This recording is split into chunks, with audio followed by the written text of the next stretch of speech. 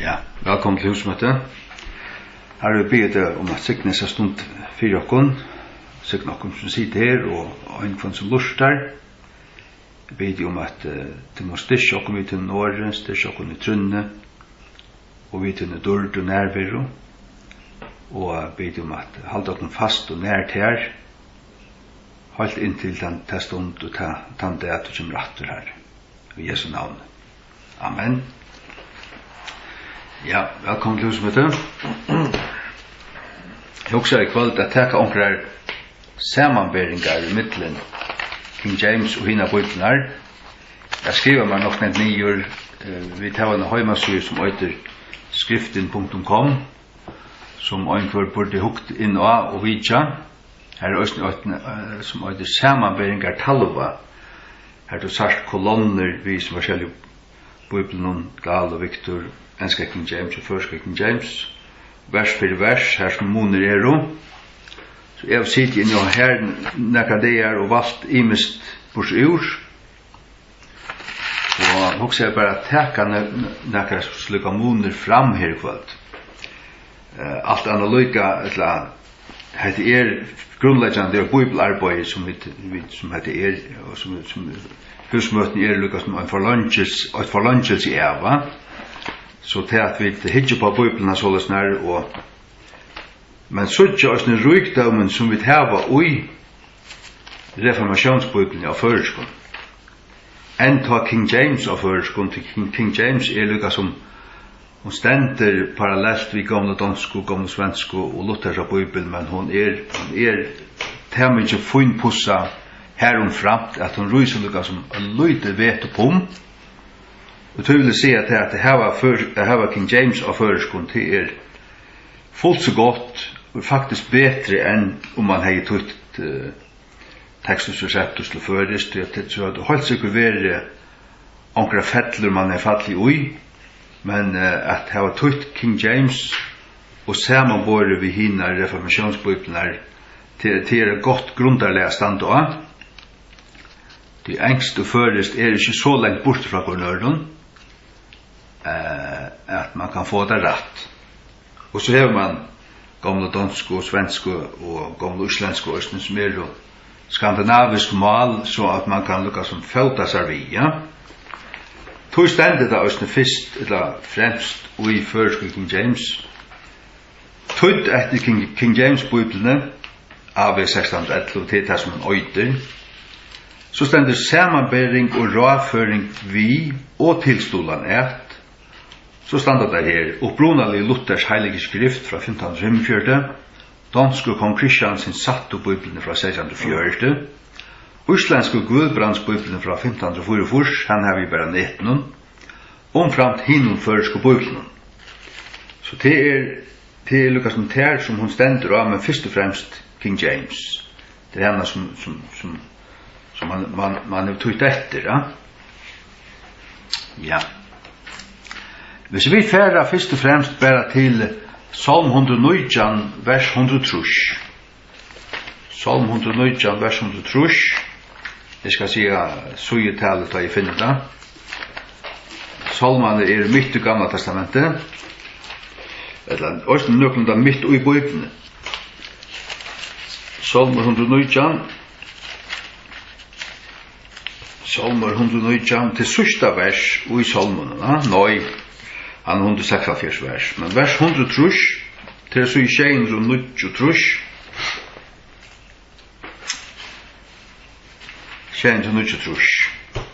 her stender i King James føreskånd Tøtt år satt fra byrjanene. Det er i årene fra byrjanene, from the beginning. Det mangler i Bibelen Dals og Victors. Men det vi i hinnom reformationsbibelen. Tøtt år satt fra byrjanene. Det vil si her som årgods byrjar, fyrst Mosebok 8, det satt fra byrjanene, og så alt som det kom fram etter, det alt satt, ja? Og hver øynast i avtunnen ratthus dømen værar ever. Jeg leser ensk King James, som 103. Thy word is true from the beginning. from the beginning. Nu läser jag Dahl vad han säger. Vers 103. Samtali av tunnen åren sannløyge. Men her stender ikke fra byrjanene. Eller fra opphav vil han ekka. Tannparsten simpelthen manglar. Vi leser også Viktor. 103. Han sier alt år tutt samanlagt sannløyge. Men fra byrjan tannparsten manglar. Han hever vi her. Tutt år satt fra byrjan. Halleluja. Hvis vi så teka okkurt annet døme, jeg får bare at velja på seg ord, jeg skriver 4-9, vi får ikke teka öll. Vi teka bare inntil vi trøyter og ikke orska mer, men jeg blir orska så vel at jeg kan godt køyre av en annan tøyma. Det er mer problem jeg do at avmarska seg. 4 Korint 5, altså i 228 i Nya Testamentet. 4 Korint 5, altså i 228 i Nya Testamentet. Bøya nu. 4 Korint 5. Ja, nemlig. Svøyt ikke først anna, utan ta vere vi samtidig ujana tøy, fyrir tid med at djeva tikkum til fastu og bønar. Og i Bibelen det øyelig ofte fast bøn og fasta høyra saman, ikke bare bøn. Dahl sier her at tikkum med at djeva tikkum til bønarhaldsa, og Victor sier bare at tikkum med at djeva tikkum til bøn. Men fastu og bøn stendur King James, 4 Korint 5, som vi i nu. Hvis jeg hittar i King James, bare for at stedfesta det 4 Korint 5. Defraud ye not one another, except it be with consent for a time, that ye may give yourselves to fasting and prayer. Det faktisk minst en 4-5 støven i Nya Testamentet at King James sier fastu og bøn, fasting and prayer, men Bibelen tjata alle Victor, altså den alexandriske teksten sier bare bøn, fasta manglar, men så ui hinun reformationsbibelen, og Victor til heva. Så det Galaterbrev 5:21. Her manglar et år i en rettjo, en rød som stender om halsens gjerer. Galaterbrev 5:21. Til myrer, øvendanner, myrer, fyllskaper, øvlataskaper og tøylukt. Myrer, det manglar tja hon sjåvun Victor, men ikkje tja Dahl. Jeg vet ikke hvor det manglar her tja Victor, det kan være nekka som tar av i seg, men jeg har annars gjørst til at ta i sånne ramser, så har vi skrivet litt til tøl ved søgene av, jeg vet akkurat hvordan jeg til dømes og i Holsens verk her til 8, fra vers 19 til 21, eller 8 Holsens verk. 8 tror jeg for 6, det vil si 666, Holsens verk 666, og slukt tal som det her. Og her myrer, og myrer sånn det flertall av mor, og King James sier murders. Man rundar ikke av, jeg skriver ikke bare mor, ta det murders i flertall. Jeg kvett et mor, flere kvett, flere myrer. Det er et 17 i her, og blitt 17 i. Så det her kommer rett vi. Og først King James for helt seg ikke til det at du ikke skiller hva stendet skriva. Hvis det er at det er ting som du ikke har lært igjen, så er det så ganger det ut fra tog at du tek det sammen og lærer det som du ikke doer.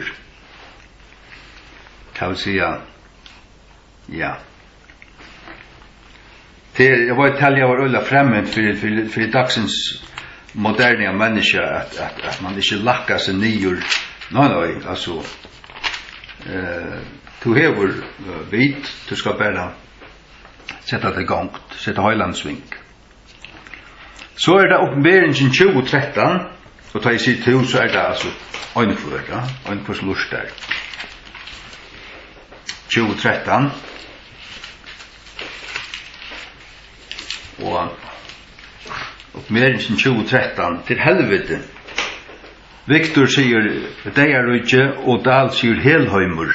Hva er det for noe? Dejarudje, hva er det for Rudje? Dejarudje. Helheimur, det er vutsinga år, til velhøtl og sort, men helvete, hva er det til? Jo, til her som Rudje med var i Lukas 16. Han fører i helvete. Det vil si, og så skal helvete så lækast i eldsjekun 17, ja. Til vers 13 vi dro i. Åpenberingen 2013. Og sjekkveren gav opp hinnar deie som var i hånden, og deie og helvete flutja opp hinnar deie som var i tøymon, og tar våre dømter hver etter sunnum verskun. Så er det Bibels mal teker ikke tillit til greska mytologi og greska skrifter. Og vi tar ikke tillit til gamla norrøna trygg og tøylukt. Men nei. Vi tog i årene ratt. King James sier her hell, og den gamla, jeg har også hukt etter hva den gamla danske og gamla svenska sier, her sier helvete. Så det er til gamla, og det ratta her. Ja. Vi færa til det vi kan ikke dvalja, man kan alltid færa djupere inn i tingene, og man kan snakka og ditten og datten, men vi tekar bara nokkur dømer så nu tar vi færa djøkna til her, ja. Vi færa til årtusen i 1824, årtusen til 18 av Solmaner, årtusen i 1824 sier, ja. 1824 til og så jo 698 i Gamla testamentet. Mævur som hever viner, ma søyna seg vinar, eller vinna lian. Legg vers til, ikke vinar lian, men vinna lian. Altså vinna også i flertallet. Han hever ikke bare øynvin, han hever viner. Tog søyner han seg vinna lian, i måte øtlensunne vinon. Han skal frihalda seg til fløyre. Du sender vinalian østen i flertallet her, ja. Men King James sier så, a man that hath friends must show himself friendly. Hva sier så til Alexandriske bøyblen her? Det sier slett ikke så sånn her.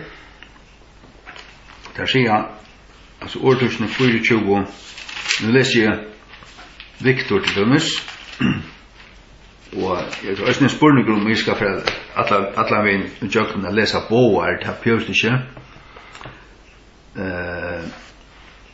Hver vi? 18, 24. Manne vi mongon vinun gongst illa. Altså hatt det sier slett det samme. Manne vi mongon vinun gongst illa. Nei, mævur som hever viner, må søyna seg vinaliga. Du hever viner, du måst pleia til å viner, du måst være vinaliger i møtedømmen, annars hever du ikke langer viner, ja. Men så stendet det viktigaste, til 17 helt av versen, og til viner som hanker tattere vi enn en brauer. til viner som han kontaktar vi en brauer, og den vineren sjående Jesus. Jeg har skrivet her, vi så inn av Johannes 15:15. Jesus sier, jeg kallar ikke langer. Det kan stende her. La meg lukka bare slå det opp. Johannes 15:15.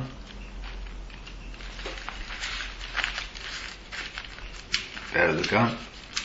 Johannes 15:15.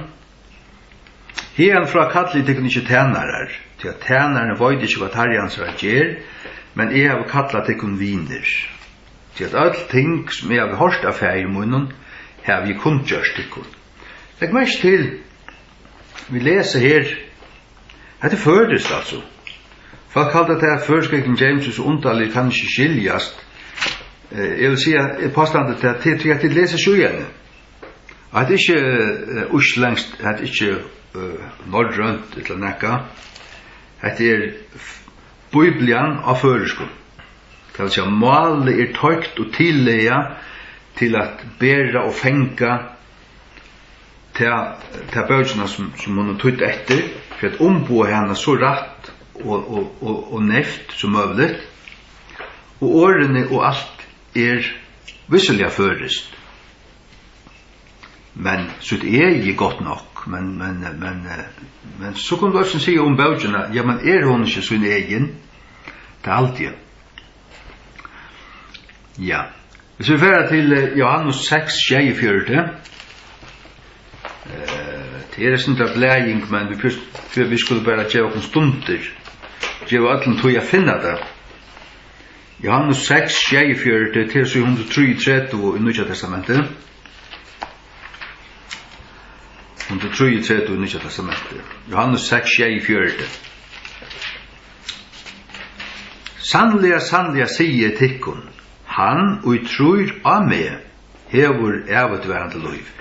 Og her det ordene av meg som mangler i den alexandriske bibelen, Jadal og Victor, mangler ordene av meg, men det jo i atlenesten her, reformationsbibelen, det har standant her, alle samler her da vi, King James sier, he that believeth on me, ikke bare han i tro, hever evigvarende liv, så blir det så fleksibelt, det blir elastisk, men vi må trykva av Jesus, så har vi det evigt liv.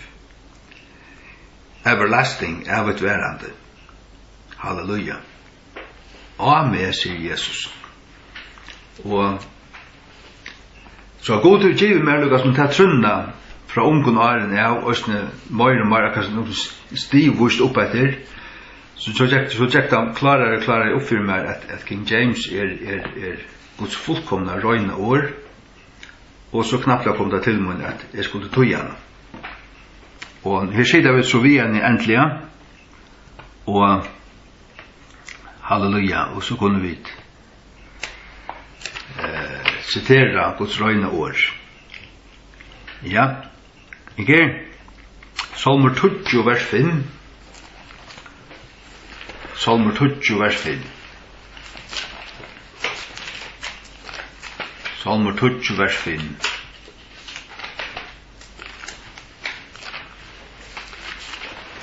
Ja. 20 vers 5. Han sier at veier alltid herveliger. King James sier, his ways are always grievous. Herveliger. Grievous. Hette en vonta, fra vers 4, hin vonte, tjøkken stoltøkene av sin asjon, vil ikke søke etter gode. Gode ikke ui øklen hans tankon. Hans veier alltid herveliger. Men hva sier til dømes Dal her? Salmer 20 vers 5. Salmer 20 vers 5. Veier hans etnast av hver stund. Og Victor sier også det samme, at veier hans etnast. Så det akkurat det øveta. Og sagt du, hvis du først inn og søgene som vi tar seg om skriften.com, så sagt du en rikvo av monon Och när av dem är det ju små bagateller tar då alltså till substanser och till verkliga moner i mitten och mångastan inte lilla moner heldur. Och Bibeln är alltså Guds ord, hon har einaste heliga boken. Ingen annan heliga bok finns. Ingen annan ord är Guds ord. Og God lover av varvøyda som gjør Jesus sitt østen sjálfur, himmelen og jord skulle genge under, men munni år skulle ikke genge under. Og Salmer 12, 6-21, her lover så god østen av varvøyda sunne år, og det skur år som silver, som skjefer rønsa silver, skurka silver. Det vil si at det finnes ångstane, det finnes ikke bare i himmelen. Her skal det nok finnes, men det giv i okkon, det vi som har bruk for det. Ja. Det og i sånne Timotheus 2:15 øyneste bo og i Nya Testamentet om at studera Guds ord. Eller bare brøtt at studera at synne til sjåvan gode virkjentan. Men tar skriva legg tar øyna vi eller legg til etter. Men studera så øyna bedre til så hevet du et bo om at vi skulle studera Guds ord, vi skulle lære det, ikke bare legge okkon etter, men vi lærer i 17. Timotheus 2:15 til 246 i Nya Testamentet. Studera at syna til gode virkjentan. En arbeidsmann som ikke tarvast að skammast, som rætt døyler sannløksår. Study to show thyself approved unto God, a workman that needeth not to be ashamed, rightly dividing the word of truth. Studer det rette året til at verset omhandlar Guds år. Altså, det börjar vi at du skal gjøre nekka, för Guds åsjön för att vara virkjentur, så skal du være en arbeid som ikke tar oss til skammast, men så kommer det neivar inn til hva det snur seg om, at vi skulle fære rett vid Guds ord, vi skulle rett døyla det. Tøy studera til optimale året at byrja verset vi, til å knyte det sammen, at vi studerer det. Hvis vi studerer det, kjenner det og elsker det, og doa det og så gjerne, så kunne vi fære rett vittu og døyla det rett. Døyla, rightly dividing, til at døyla sundur til som hvert dette talar om, og hvert vi vikur, og hvert ikke talar om, og så ja. Så man ikke rør alt sammen i en ellebita, men at man kan lukka som utgrøyna Guds ord, altså. Hetta omtalar hetta, og hetta örvis i en hatta og i hesen tingunon, og så lukka som leta Guds ord vidgjera og omtala lukka som til røftu tingene og i kvarjen ønstykken før, men ikke rør alt saman. Study to show thyself approved. Og studera, altså, at vi skulle studera øysene at søgna okkon. Det bor øysene til øysene her, at vi skulle studera til at vi skulle være gode virkjent. Men så burde øysene brøyere at det er Guds ord vi skulle studera. Halleluja. Ja, ikke? Så det et annet ord til vi kjenner at Jesaja 3:3 om den løyende tænaren. Jesaja 3:3 til et ord av en som heter stripes. Og først på bøten har sagt vi svaren hans var vi grøtter, men King James sier by his stripes, og for man studerer ordet stripe, så den skøyna til å si at det till kött till det som är flänsa till sig till tar Jesus blå pushkaur. Till stripes, va? Till Jesaja 3 vers 5. Och så ju 802. Men lägg märke till han var sardur för att missbrott. Sardur hade svaret det. Han var sardur för att missbrott och svar till naglasvarene. Till han var neldur av krossen för att missbrott. Han var neldur för att syndera. Han var knustur för att missgerir. Tiktingen till okkara fri kom nyr och han bär Guds vrøye og vi finner Guds fri. Han ble tiktaur, til å si refsingen. Han ble også refsaur for okkara syndere, til at det ble lagt av han. Og vi finner fri. Tiktingen til okkara fri kom nyr og han, og vi hans skøynon vid grøtter, ikke vi grøtter, men vi hans skøynon vid grøtter. Det vil si vid øya, det vil si alt sundegrøyne her. Han sardur for hver misbrott til hans sår. Hva det for sår i hånden tøyden? Kommer det spyrja. Kommer jødene å spyrja Jesus i Zakaria 13:6. Til naglamersen. Til han sardur, da. Det vil si at Jesus ble neld til krossen for hver synder. Han ber okkara han ble tiktar for okkara fri, til okkara salarfri. Og okkara synder til okkara frelsa. Okkara salarfri til okkara innare friur, vi får salarfri. Og vi hans skøynon videre grøtter til liggande grøying, og til vi hans skøynon. Det samme stendet så òsni og i 4 Petur 2:24 og så i 312 i Nya Testamentet. At det kommer 4 tverrferier. Jeg løyda i lunch etter til rette årene 4 stripes.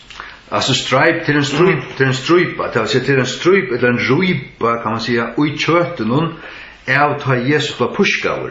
Han ble pushkaur 33 og til det som vi grøying for, til å si at ta i et menneske blir grøtt, så det òsne årsak av Jesu fullkjørta verskja.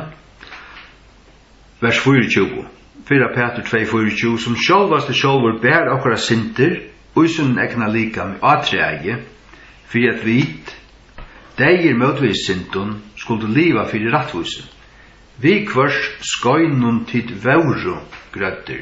By whose stripes ye were healed. Vauru vi til å si vi grøttust. Til å si Jesus hever vi for sånn fullkjørta verski kjett okkara sal, okkara anda, sal og okkara likam. Sålesner at av opprørsnerne måttene tar vi skulle ruse opp og okkara likam skal være ombrøyt og durdargjørst, så det til at Jesus har kjett okkara likam. Og det har vært grøtt, det har vært fullkomlig utan nekka skavank, utan nekka sjuko, til at Jesus har kjett. Halleluja. Ja. Hvis vi færer til Genesis, G-E-C-G, skjønner så at det er snettet at det er, man hugga sier Genesis, men G med at det er, så det G, men hvis man sier Genesis, så lever det sin det kunststått, det var ikke hva det Genesis 2:6, til å si 2, Genesis 2:6, og Herren god mynda i mann støv i gjerrarnar, og anda i hans næsar, lufsandan, og mevur gjørtist en livande sval. Så han myndar mann støv i gjerrarnar, til å si molten til likame. Og så andar han i hans næsar, lufsandan. Her andar han lufsandan inn i hetta likame, og så gjerst mevur en livande sval. Her sørst du likam, anda og sal. Jeg vet ikke hvor Dahl skriver her at om jeg gjørdest en livande skjepna. Till att jag vet inte, jag hade inte vid likan anti och skeppna, men vid likan anti och sal. Och prägg om att rätta ord sal här, till att 4 Korint 15:45 citerar akkurat det verset här. Här Paulus säger, och hin fyrste Adam var livande sal, va? Så färra till 4 Korint 15:45. Victor säger sal här, men öjlaren grunden säger dal skeppna. Och 4 Korint 15:45 säger således när. Och således den skriva, hin fyrste mævur Adam var gjørdur og en livande sal. Og her sier dal øysne sal. Så her er griskuna. Her er ikke ivast ui, det sal. Og her citerar han Genesis 2:6, så at året sal. Hin sørste Adam var gjørdur og en luvgandi ande. Til Jesus, som Johannes døybaren sier, jeg døyber ikke med vattnet til omvendinger, men han som kommer at med større enn jeg, han skal døyba til vi høyla i andan og elde. Til tar vi komme til trygg var Jesus og være fyllt ved høyla i andan at ta således er Jesus en luvgandi ande, han gjever okkon av Guds anda inn ui okkon, tar vi takk mot jo. Halleluja. Ja. Således nær. Jeg halte til at det er lukket som til at man skal do et stekka vi kvørst døme man teker, ikke blå vi. Men ja. Markus 20:21. Her stand årene i King James, tek opp krossen. Men te mangla i tja Victor Dahl. Markus 20:21. Det er så i 2 i Nya Testamentet.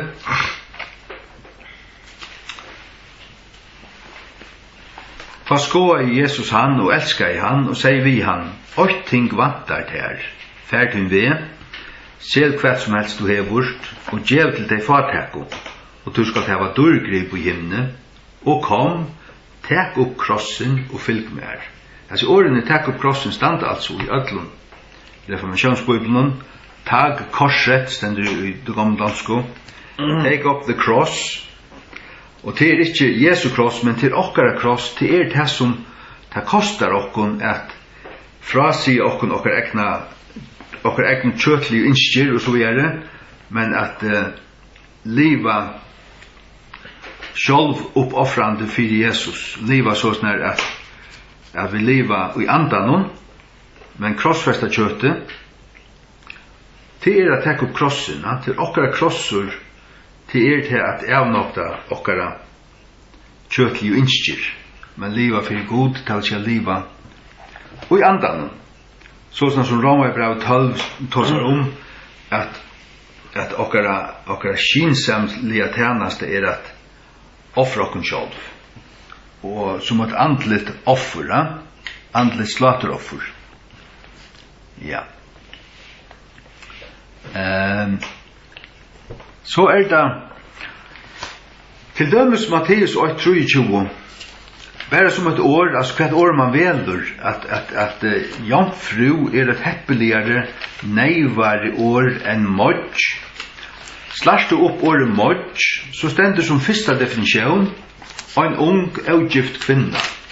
Men så stender at det er underforsteg at hun er jomfru, så stender til dømes Maria Moja.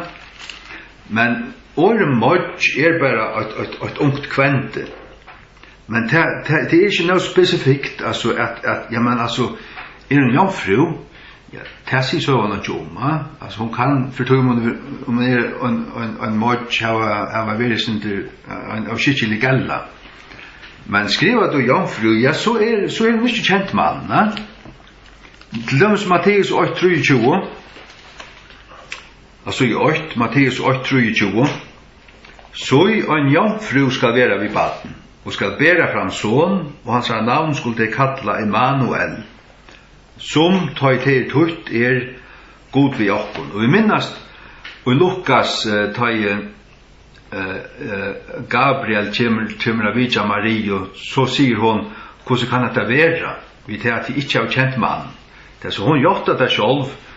Selv om hun var forlovet vi Josef, at det hadde ikke vært sånn. Altså hon ikke kjent mann. At kjenne i bøysken skjelden ikke til at det var gjørt noe kinsligt sammen. Det har hun ikke. Det vil si at hun var jomfru. Det vil si at det sånn at grundåret kan tøyast som mødj, men kan også tøyast som jomfru, så jomfru et heppeligere, neivare, møyra verdot, altså som sannløkene av Guds åren møyra. Og det gamle danske, hun sier jomfru, akkurat her. En jomfru skal blive fruktsommelig, alltid det stendur. Og King James sier a virgin, ikke maiden. Altså maiden har vært akkurat mødja. Maiden stand tutt som mødj, men virgin, det jomfru. Ja. Og så det kanskje til å si at jomfru kanskje ikke det aller beste fåttna gamla føreske året. Møy eller mødj et gammalt font føreske år, men det hva ber året visser, eller hva sier året. Altså, som vi langt har sagt, mødj og møy i prinsippen en ung avgift kvinna. Men jomfru kanskje dangst, men samme gjer. Til her og jeg har også valgt til jeg arbeid i årene at bruka jeg bruker dangstår så skal være hvis det neivar, ja. Hvis det som skal trauna oppjå kvar året, det sannløgjen, og det skal være optimalt, altså at det skal ikke svipsa og ikke være en halvårs handløgje. En halvårs handløgje kan også være en halvliggen. Maria var jomfru. Halleluja. Og pluss det man kan si også, det er ikke være noe tegn til at Isaiah 6:14 sier at Herren skal gjøre det om tekken. Det er ikke være noe tekken at en ung avgift kvinna ble baden. Det ble det alle tøyene. Hvordan ble hun ved baden? Guds kraft kom over henne, og hele anden gæt Guds son og i henne møvlivet. Det var undre. Det vil si at hun var visselig av jomfru, og tog det aller beste, og pura sikkert til rette. Så det Johannes 8:42. Det Peter var støyner, ikke klettur. Sagt du. Her stender altså stone i King James, ikke klettur. Til jeg skriver du klettur her, så først du trobløkker, så gjør du egentlig Peter til Pava, og så bygger du der en Pava-kyrkjo, og så heldur du til at du kan sette menn i Petrus sted, og tar av større aksjon og kvitt klær, større ringar her, og kommer du framfyr enda mannen her, så skal du være i svarstun, og du skal knela, og du er ikke. Det blir en sort avgoda slitt fenomen, som pavadømmer, men Peter var altså en støyner. Hikk, det avheppelige til at Breidal og Victor skriver klettur her. Johannes 8:42, ja. Og han førte han til Jesus, og da Jesus sa han, sier han, «Du Simon, sonur Jona, du skal være kallet av Kefas.» Han Simon, han gjør navnet Kefas, som altså Kefas merker, som vi tøying og en støyner. Det vil si Kefas merker en støyner, og altså av griskon. Og så det til at man har også tårt hos om at arameiskon jo 2 år for støyn til Petros og Petra. Altså Kefas til arameiska, Petros det griska, og Petros merker en stor stein som du kan stekke i håndene, men Petra en stor klettur som kanskje nøy til å tutsi menn klara bæra. Og til Jesus som kletturen, men Petur en steiner. Og Petur skriver oss om at her, at vi løvlige steiner som bygd sammen til et andlet hus, men Jesus Kristus sjálvur hottensteineren. Han skriver om det, lett å lese det, 4 Petur 2, det 311, vers 5. Tid øysene som løvlige steinar vil bygd opp av et andlet hus, av et høylagt prestadømme, at offre opp andlig slateroffer, gautætselig, tja gode vi Jesus Kristi. Hvers vegna ta øysene innhilt i skriftene, så ledger i Sion en ealhitten stein, utvaldan og dørmetan, og han og trur av han skal ikke være til skammar. Det vil si, Peter, Jesus ealhitten steineren, ealhittnes, høvus hotten steineren, utvalder og dørmeter, men vi bara steinar, og Peter råknar som øyna, så han bara pastor av bygningen, halleluja. Og øysnen tar i Jesus og i Johan og i Matteus 16 sier og henta klett ville bytja kyrkjumuna. Så det egentlig et åraspel han brukar her. Lagt oss her til Matteus 16.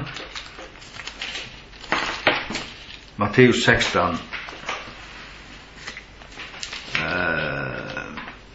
18. Matteus 16 18. Vi byrjar fra 16. Eller 16. Her jottar Petur hvor Kristus da. Eller 16, 15. Jesus sier ut her, men hvor sier tid at de Og som Petur sværa i seg, til Kristus, sonens livande gods. Her fer han tar rødt og oppenbering. Han den første som ser og tror og jottar at hvor Jesus da. Og Jesus sværa i seg vi han, valsigna over to, Simon bar Jona, til kjøtt og blau hever ikke oppenberet her til, men fægir mun som i himne. Og jeg sier også noe vittig, at du Petur. Her det at til Petros av griskon. Petros, herfra kommer Petur fra, men så stender, og på henda klett, her stender Petra. Det vil si at Petros og Petra ikke samme år. Til her og i katolikaner, og nekker prester og for skøyver, at det tar rokna Peturs stål, og i Rom, som nekker høylagt, til sjåvast av sett i Antikrist, vil jeg gjøre det kan skilja. Petur var omgatt i Rom. Petur var Paulus var høytning at tro på det, sier Paulus i Galaterbrevn 2, men Petur var jøda tro på det, jøda apostel. Og i skriften så gjør han bare i Jerusalem, og romerska kyrkjan påsteg til at Petur var i Rom, og tar seg her og her, han ser gravsted, men i 1900 og var det 8 eller 9 fann man et gravsted i Jerusalem, som man fann det av var gravsted til Petur. Så Petur visselig griven i Jerusalem, og skriften sier at han bærer i Jerusalem, omgang i Rom, så han har ønsket Rom å gjøre. Men vers 8 sier så, og jeg sier også viktig at du Petur, men så sier han, og på henda klett ville bytja kyrkjumønnes, tåser han her om Petur, og her tåser han om kletten, og det egentlig at han oppenberingen Petur hei om Kristus.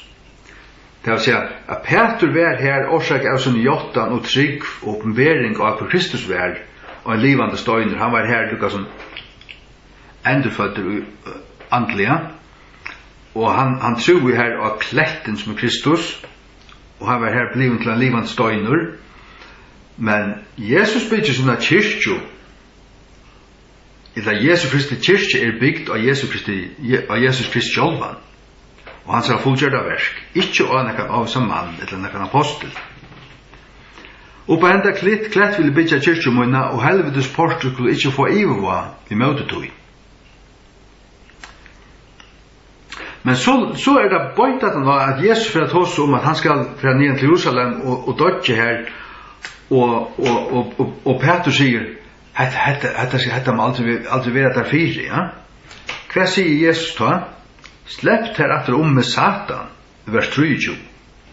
Så at Peter vanlig tilfære bytja av, du varst, han bare med han hei rett oppenbering her, men han svipsar i neste løte. Så god nøye okkom hvis vi bytja av han, og ikke Kristus. Nøye vi bytja ikke av Peter eller nekkan annan, vi bytja av Kristus. Og 17. Korint 20 vers 2 sier til at Kristus kletteren. Lett opp for det her. 17. Korint 20. Nei, 4. Korint 20. Det så i spår, men det viktig at det godt eller galt. 4. Korint 20 vers 4. Og drukk og atler samme andlige drikk, til å ta drukk av til andlige kletter som fyllde tøymon, og tann klettur vær Kristus. Kristus kletteren. Sjálvande. Sjálvande det her. Han også hodnastøyneren, han kletteren, han grunnvøtleren, som 4. Korint 11 og tåsar at anker bytjer, vi bytjer, altså ongan annan grunnvøtl enn han som lagtur som Kristus Jesus. Han grunnvøtleren, han kletteren, hodnastøyneren, og så videre. Det vil si, alt skal man tøya og skilja rett, og ikke være tidsen av felton. Jeg sier om man sitter til et potaskøy og kyrkjattarne gøtu, og her stand det tvar lutherske prester og påstanda til at her tåsar Jesus altså om pavadømme. Nå, det gjør han ikke. Jeg kan bare holde seg til. Jeg har hatt å funnet seg sted. Ja, det har funnet seg sted. Jeg tåsar jo en mann som virkelig potast, og finnes at det så liknende påtegn i ruset, at 2-3 lutherskum preston, at Jesus gjør det pavadømme og Peter til grunnvall og som han skulle bygge til kyrkja. Nei, kyrkjan for det første de som har rett oppenbering om Jesus. Det kyrkjan. Kyrkjan ikke ut seg sjálvar. Hvis kyrkjan lukka som fyrir av kaos og slagnar og misser rett lærerna og ånden endurføtter og den fyrir signa reivaroi og hva var det og ditten og datten og tåsa vel om samveraskap og alt anna, ja, så kan du kalla seg kyrkja alt hva du vil, men så den fyrir kaos, så den bare åtta gjerra til å vende og så kan vi ikke bytja av kyrkjena, vi bytja av Jesus. Og hans allhalga år, sjåvante, så fyrir at omgandi av kaos. Året tog til sannløyke, la tællusa okkur vegin til sannløyka og selve, som sjåvprestane sier i kyrkjene. Ja. Hvis vi teka Lukas 2:22. Lukas 2:22. Så gjerra Alexandruske bøyblenar Jesus eurøynan her til at det tås torra skurganar det er. Men hver i King James og her antiokiske reformationsbøyblenar sier, altså det som er det tekstus og settus, det sier hennara skurgan. Lukas 2:22-38, og ta ideaner av hennara skurgan etter Moselevne var fullførder. Sagt du, det av henne skurkan etter Moselevn, ja, hver stendet det her i Moselevn? Ja, det stendet til Leviticus 12:2. Og her stendet det ta en kone over åt baden, så skal hun være eurøyne så snakka det er 18 av føyingsene, og så skal hun være røynse 18 av så snakka det er, og til 30 det er. Og til konan, altså mamman, som skulle røynsast. Ikke baden. Men sier du, torra skurkan, yes, hver så torra? Ja, så det Josef, Maria og Jesus som måtte skurkast at han var fattur. Nei, han måtte ikke skurkast. Han var skurur. When the days of her purification after the law of Moses were accomplished. Her purification, huh? La meg hitta hva til døms Victor sier her.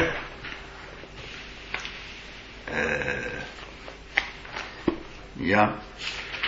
Og det så ølanekt her i forrjun at man heldur seg mennene opp som halvkjemennene, altså Dahl og Victor, altså, ja, men vårt skjautar og just standmynd inn i Fuglafili av Victor, altså, han stender her så virkelig her, jeg vet det. Jeg var veldig for å bo i, og ta i Jack vi i Nødja Testamentet og i Fuglafili, kunne ikke lade være, jeg fører på her og gav honom øyne først King James, og først King James Nødja Testamentet og i hensen der. Men næst fyrir kort for å bo i, ta var det fjerna, men han måtte så heva det røyna Guds ord sær i hånd til at det som han stender her og skriver, det åpenbart ikke det rette. Og til ikke vi mannene gjør, med så vi etterligere, fyrirmyndalige og godt dyr og brennande og ditt og datt. Negmar brennande enn jeg, og bedre med enn jeg og så gjør det. Men jeg kan si at øyne kvarm til og kvarm babsa i Fuglafiri at jeg har Guds ord og han ikke. Og det kom de bare smyrje inn til hva suru, babsa, penka, grånder, hva den øynast i øynatgon. Hver det vi der? Ja, til Lukas 2:22. Lukas 2:22. Babsa, penka, ja, hva sjau tøy? Alt penka grusar. Ta i rønsanar det torra etter Moselevne vore at enda. Hva skal jeg tekne her ved søgnet av? Jeg tekne en demon ved hoppnån, og så har jeg gjort en reian ring rundt om torra. Altså, hatt han stitje litt. Jesus har ikke, og i møte Guds åri og Leviticus 12:2, så har Jesus ikke bruk for noen skurkanar døven. Nei, det var hennara.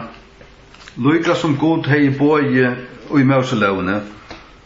Leviticus 12:2. La meg lese det. Ja.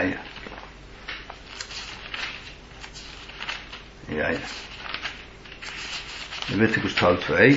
Her stendur Tala vi bøtten Israels og si, kvinna har vi alle fram så, og født dronja baden.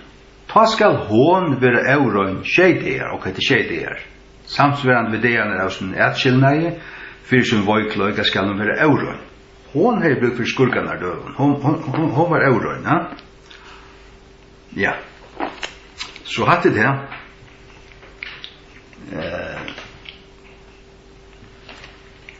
Takk okra træt. Lukas 4:4, ja, for det bont her. Lukas 4:4. Lukas 4:4. Her stendur, og Jesus svarar i hånden og sier, skriva stendur, at mævur skal ikkje liva av brei i øyna, men av kvarjen åre gods. Og til at þessan parten, men av kvarjen åre gods, som manglar ut til alexandriska teksten, som beid alle Victor, men av kvarjen åre gods.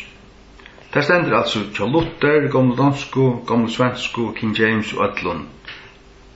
King James sier, but of every word of God. Det han citerar her, skriva stendur, ja? Mævur skal ikkje liva brei i øyna. Og det gjør noen mening at enda her. Så du bare citera helten av det. Kvarjen skal mævur skal liva av? Jo, men av kvarjen åre gods. Det samme stendur så i Matteus 4:4. Og Deuteronomium 8:3. Ja. Men av kvarjen år gods, og til nemlig at til kvart år gods, og til det som attergengande til attervendande, og i øtlens nere samanberingen og tar vi noen færre tjøkkene til at hver detalja til hvert år som må være vi, det må alt være på plass. Ja, takk og etter trætt, Matteus 26, 28.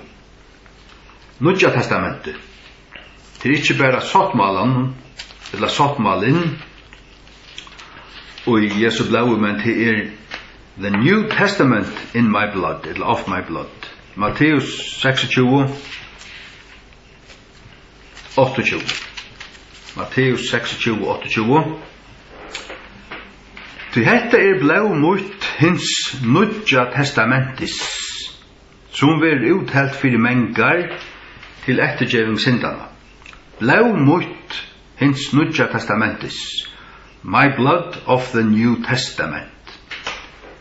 Og testamentet, og en sattmale ok, til en sattmale, det godt nok nye skriva og til skriva under, men og testamentet sagt du, en sattmale bæpartar skriva under, men og testamentet nekka som testamentskrivaren, eller testamentstiftaren djevur, og her vit og mottakarnir, og vit njóta ágævan, og Jesus viser nu deg av krossen og gjør det testamentet, og til dem tar siste kapitlen til Johannes, Jesus tåsar at nå for hans det, og til det kunne gagne, skal sende at det kunne holde andan, og han som tror av meg hever evet lov, og ferdig å tilbygge en sted for tikkun, og jeg har tilbygget stegen, vil komme akter og teka tikkun til moin, alle disse lyftene, og så sier han at han får nina dodja et vorst, og her at vi han sier at deg så skulle vi få frelsene og så gjør, ja. Hetta blå mot hins nudja testamentis. Åre nudja manglar bæsjatall, Victor. Hvis vi til dem takka Victor bara. Det sier meg til at Victors av Bibel den populærast i fargen. Ja, så vidt det føringar løyte. Og det ser så snart ut at det gjør det åpenbart. Vidt snakk. Hadde så hukt inn av skriften.com og hukt og ferdig jøkken alt. Og nudja egin vel og rannsaka sitt hjärsta og saman går vi alla hinnar. Så det sier til at det er samme. Victor sier, hette blå mot sattmala blå. Hver året nudja? Hver testamentet? Til dømes Hebreerbrevet som en så klar opplæting av Jesu fullgjørda vers ut fra Lukasen at han okkar høvdsprester. Her stender at om testamentet. Hebreerbrevet 9, 16 til 7:258. Tøy at her som et testamentet her må øysene av neisin vera degin av testament stiftaren. Det vil si at han som gjør testamentet, vi kjenner det, du vet, omma deg, men vi funnet altså, da jeg sier omma, så det bare døme, ja. Anker omma deg, men det er funnet i nattborren og brev, til åpna det, og så stender han skal ha hatta, og hessen sonen skal få hatta, og ditt med datten, og tann sonen skal ha i huset, og hessen skal få neste, og så videre. Til testamentet, til å si til vi deian at gjøre tja tøy som stifter det. Og til akkurat det, vi kunne ikke gjøre sattmål av god, han har gjort alt for jokken, vi skulle bare fære ut og bjaua. Og så kommer vi til Jesus, og så får vi et lotusen her. Så den det var seitjan, til at testamentet vi kraft, etter at menn deir. Annars det av ongar styrke, av alls ongar styrke, medan testamentstiftaren liver. Vi kvært ikkje hadde fyrsta testamentet var vukt utan blev. Så her tås han om fyrsta testamentet og ta nasta testamentet. Her har vi gamla testamentet og nudja testamentet. Og Ja. Og tog øyter Nudja Testamentet i King James og alle reformationsbibelen som hikker, så stender hitt Nudja Testamentet vårs Herre og Frelsere Jesu Krist. Det er alle viktig, du skriver bare Nudja Testamentet. Hva for Nudja Testamentet? Det alexandriska pervertera manglande gnostiska Nudja Testamentet, Origens, Clemens og Philos, Griesbachs og Westcotts og Horsts og så videre. Men vi hva har vi? Luther sa, eller King James sa, nå vi hva Nudja Testamentet vårs Herre og Frelsere Jesu Krist. Hva er det grunn til? Det er grunn til hans deg og hans blev. Vi kvært ikke helt det første testamentet var vukt utan blev. Dette testamentet er vukt ved Jesu blevet, Jesu navnet, hans var fullgjert av verset, og vi kommer til hans herre og tega lot i det. Og sier bare takk for frelsene. Og så kvillar vi til nøyene, som vi drekker inn, nå er andan, og så er det. Halleluja. Ja. 8-3. Nu er det akkurat ferdig på en tøyma, men takk 8-3. Ja? Ja. Ja. 4 Timotheus 6:5. Det er sørste. 4 Timotheus 6:5. Ja. Jeg vet at menn begynner å bli kaffetister og sånn, og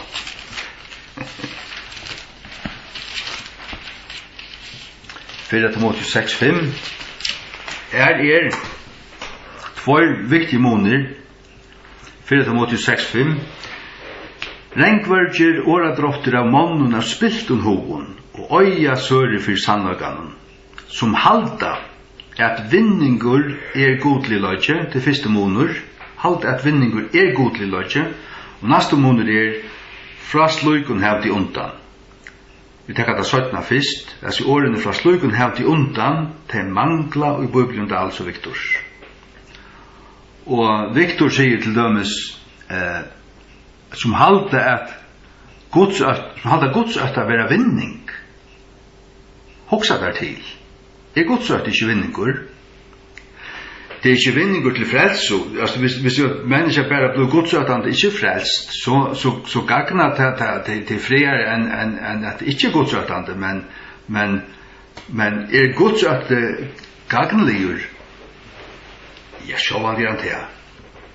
Og særlig at en fleste mennesker at det øttes god og livet god og nær liv godlige og øttes god så Guds øtte gagnligur. Men hva er så standa? Jo, som halda that gain is godliness, som halda at sagt du, Guds år er så øyla funnfølande, du måtte være rett, du krever å være neft. Vi kunne ikke sjonglera det og rista det bare til og bare sette det opp på en annan måte. Nei. La meg lese en skutten James. Supposing that gain is godliness. 4 Timotheus 6. Ja. Perverse disputings of men of corrupt minds and destitute of the truth, supposing that gain is godliness. Altså, tar halda til at hever du haft tøymelian og peningalian vinning, så er det tekjen til at du er godligur. Og her hever man alltid til penga pinsanar og penga babsanar i fargen. Alltid til ryka patje, du var som køyr rundt og i stålen jeepun og skuinande kladningi, og det er bare pengar, og så heldur man til at tar det komne her opp til tar det godligere, nøy. Og vi faktisk heldur til at vinningur godlig, at det finnes jeg til at det er godlig. Og at det tekjene til at det er godlig, nøy, det er ikke det er. Sagt du, for å halda det her, så vil det peningur til god, og så blir det at du stremper etter, og du ser høgt opp av hver mann som kommer køyrande i en flott bil. Og så du blevet en Kenneth Copeland pinse, en prosperity pimper, en unstitchelig sluker, som jeg har sett på og kjenner til, og vil ut det ikke av å gjøre, til at jeg har sett for kjøkken det. Nei, det som det er at det halter at vinninger godlig løg. Supposing that gain is godliness. Det det ikke. Vinninger ikke lik vi godlig løg. Vinninger kan være god sikning, kan være, men det ikke det som vi tar egen fest etter i høver. Og det er at det stender på en corrupt minds. Spilt en hoven, la oss lese det før skolen. Regnvørger åredrotter av mannen, av spilten, det vil si som mennene har noen spilt en hoven. Av spilt en hoven, øya sørre for sannløyganen, som halta at vinninger godlig løg. Det halta at det ikke her, du kommer der sammen, og han rykast, han fer mest og alle flokkast han, og så flennar du bort, og det her på en annan etter hver flottast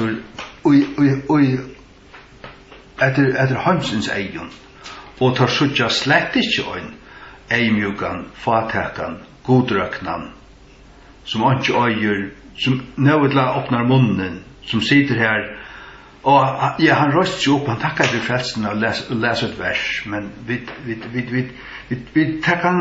husker ikke han da vi skulle skipe okken og sette et eldstar eller nekka som helst. Nei, vi takkar til flotte venner framom.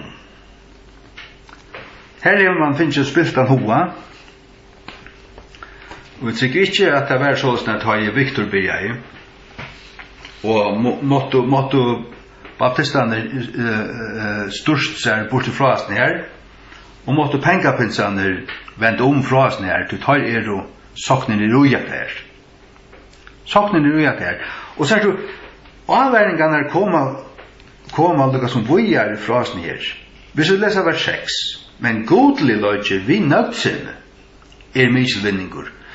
Lær det godlig løgje over nøgtur, så det mykje vinningur. Hva vinningur? Peningaligur? Nei, antligur. Så du fengar sannløgene.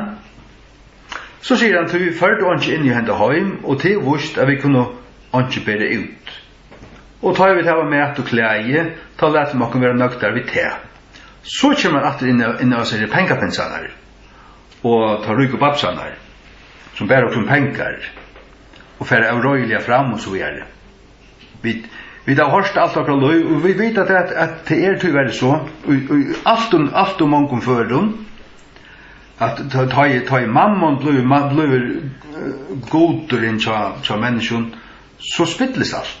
Det har man spilt an hoa ta, men tar som vilja være rujtjer, sagt du, vilja bliva rujtjer, falla inn i frosting og snerro, og inn i mengar falskuligar og skjægeliga gynder, som søtja menn i øyelegging og glætan.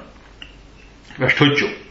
Til at allskuren til pening råden til allt. Til allskuren til pening. Til ta i mamman fyllt ut hjärsta, så en råd kommen her som ber alla möjliga illa frukt.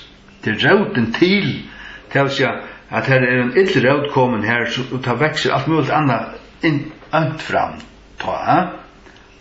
Medan som gyrnast etter, til å si at det gyrnast etter peninge, tar det farne skøyver fra trunne, og hava gæta seg sjálvar i jöknum vid mongun sorgun. Men så stender avmenningen, men to og gods mævur, flutja hesar luter, legg mest til, flutja, vendast nær ritjen, ikkje fylgjast nær. Det vil si, og jeg heldur ta mannen som futler hos nær. Og akkurat som han sier i vers 5, fra slukun hefði undan, trekte fra slukun, fylg ikke slukun, flutja hesar luter, og fylg etter hverjon, rattvise, godlighøyka, trygg, kærløyka, tolmø, eimukt. Legg mest til, vi skulle fylgja etter godlighøyka. Hva sier Viktor, som halda godsøtt av vera vinning? Sjåvand er godsøtt av vinningur. Sjåvand er godlighøyka vinningur. Hvis det er satt og ekta, så kan det bare komme årsak av at man kjenner god og god, at man er tempelhøll i andans liv, vi god, han er livande ut der, så er det ekta av godlighøyka og ekta av godsøtt, ja. Det er sjåvand er vinningur. Har du vunnet her, så er du bonaver og vaksen som tryggvande. Det er det vinningur. Men at halda at vinningur er godlighøyka, at setta likvid til vinningur er godlighøyka, det er vanten. Og her er fettlan, og det hangur oss saman vi til som avværingarna ujesn er forløpen her, eller gongten ui som versen, som da kan komme inn av vers 9, og tar som vilja være rujtjera, fallen i frosting. Det er det.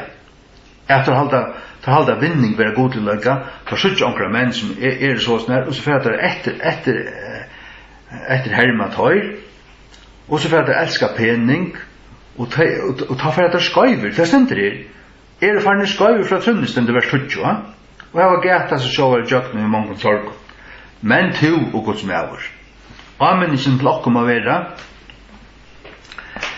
at flutja at disse tingene her, de perverso, spilt og tingene, og fylgja etter rattvise, godlighøyka, trygg, kærløyka, tolme og eimuk. Det er visst jonga løtti ui at menn til dømes menn som Slåneren og Victor Danielsen så sannelig har gjort det, og det er et verk som er rett og som er virkelig av gode, men så gong tøyen og så kom andre ting, og øysten til øysten er vant i tøy å være tøymelige signaver.